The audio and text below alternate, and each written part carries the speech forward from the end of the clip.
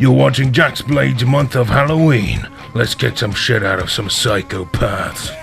Groovy. So I rewatched the first 4 Tremors movies over the last 4 days because I knew I was going to do this.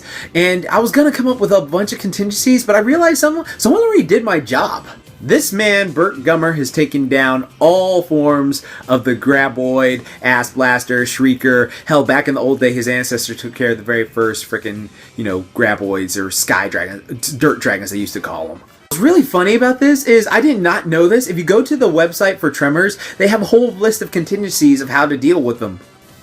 For Graboids, when an area infested with them, it's important to remain absolutely motionless and silent. If you're in a stopped motor vehicle, do not let the engine die, and be certain to turn off car stereos and any other sound-producing devices, such as portable CD or tape players with headphones, as they find you by sound. They're like freaking sand sharks. That's how they find you. But that's a good thing, because if you have a really bunch of loud noises, it can make them confused and they won't be able to see you. If you encounter their next form, a Shrieker, in the wild, do anything possible to mask your body heat. Thermally insulated blankets are effective camouflage against the Shrieker's infrared senses, but be certain to cover yourself entirely. Your exhaled breath can be a fatal giveaway if the ambient temperature differs from your internal body temperature.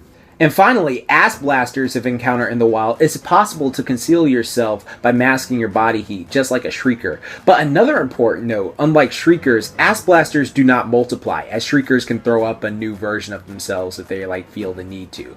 Also, if they eat to excess, they will enter a state that survival expert Burt Gummer calls food coma. If you're unable to mask your body heat from an Ass Blaster, attempt to instead sate its hunger with high-calorie foodstuffs. Basically, Burt Gummer is the freaking man, and he has a whole bunch of contingencies you can actually look up on the Tremors website. Now, as Burt Gummer put it, Graboids are pretty easy to deal with. If you can make a bunch of noise and lure them out, though they can learn from their experiences. So if you try to attack them, if you blow one up, one will see that you blew it up, and then it won't fall for the same trick. So you're going to have to be a bit more sneaky of how you are able to blow them up. Because that's the key way to destroy them, is just explosives, dynamite, and all that jazz. Because once you do, they just turn to orange goo. But like I said, my man Burt Gummer has a whole bunch of contingencies you can actually find on Google. I was surprised by all the stuff I found on Google. So this video will be just me reiterating all of that stuff.